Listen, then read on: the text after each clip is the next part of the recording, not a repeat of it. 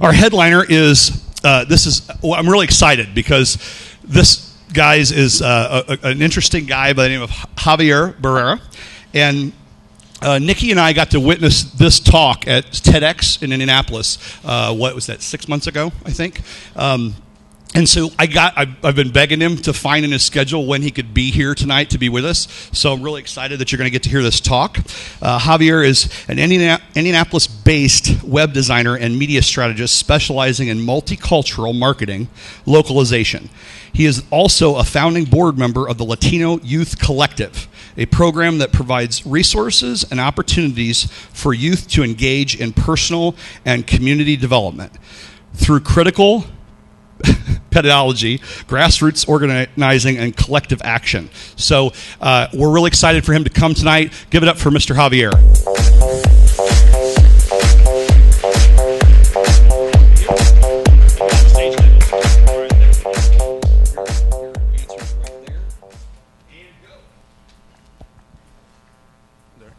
Well, thank you. Buenas noches, everybody. Good evening, everyone. My name is Javier Barrera. I'm originally from Mexico, Veracruz, Mexico. And this presentation that I'm about to do is called the Don't Give a Fuck Generation.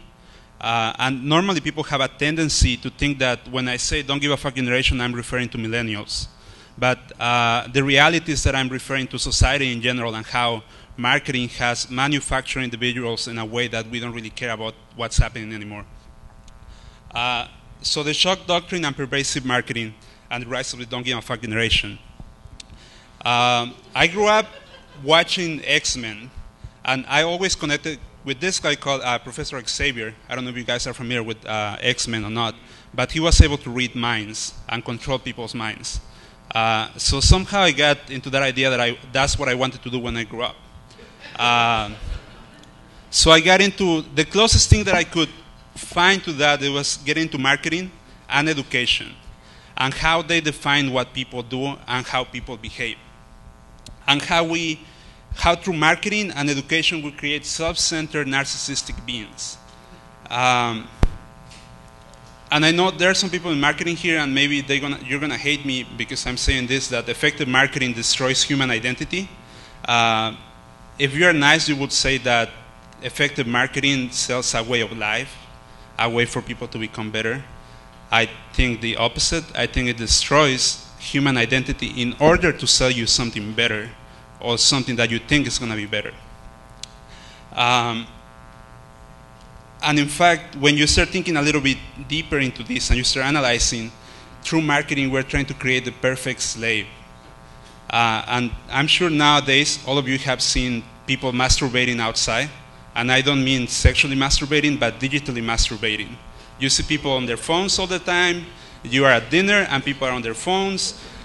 This is really common part of the culture nowadays. People masturbate in front of everybody. Because it is so easy to feel disconnected and pull up your device and try to connect somewhere else because you're not happy at the place that you are. And this is really common with millennials. And this is part of a doctrine that is called the shock doctrine, which is supposed to break down prisoners. But with marketing, what we have been doing is we give little shocks to people, really small shocks.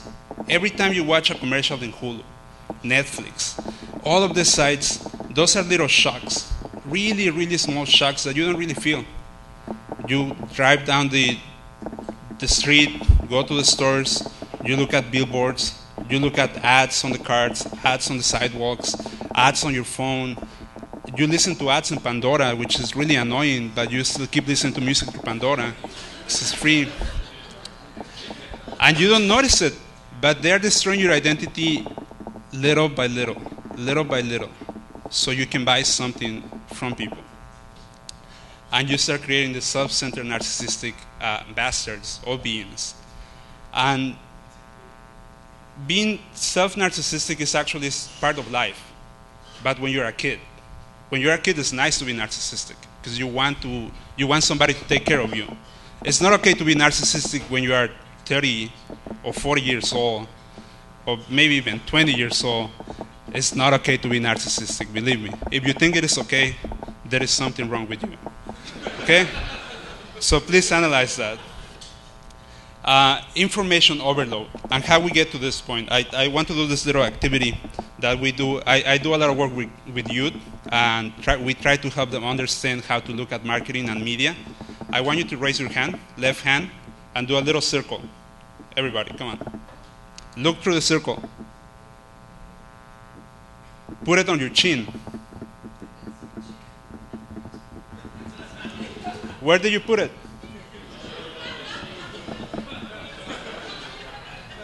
Okay, so when we start looking at our generation that has spent most of their time watching stuff, it's really easy to confuse them.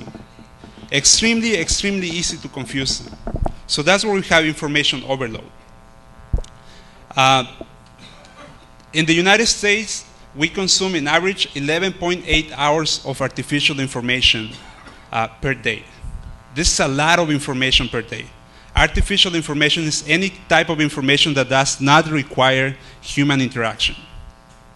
So if you add this 11.8 hours to the time you spend sleeping, you're pretty much spending the majority of your life consuming artificial information. That's really sad. Extremely, extremely sad. And it's extremely harmful for your identity. And if we do the breakdown, we have 20% text, 30% audio, and 50% video. And video is growing rapidly. It's growing extremely, extremely fast, the amount of information that we consume through video. And every now and then I'm going to kind of freak out because the timer freaks me out. When I did the TEDx presentation, I ran out of time twice. So I will try to keep it short. So just basic statistics, this is the amount of people that have internet in the United States and in Indiana, and Facebook users and YouTube users. Now we have way more Facebook users and YouTube users. It's growing really fast. Although you never really know what kind, when you're thinking about YouTube, you don't really know if they're really fake accounts or they are real accounts. The same with Facebook.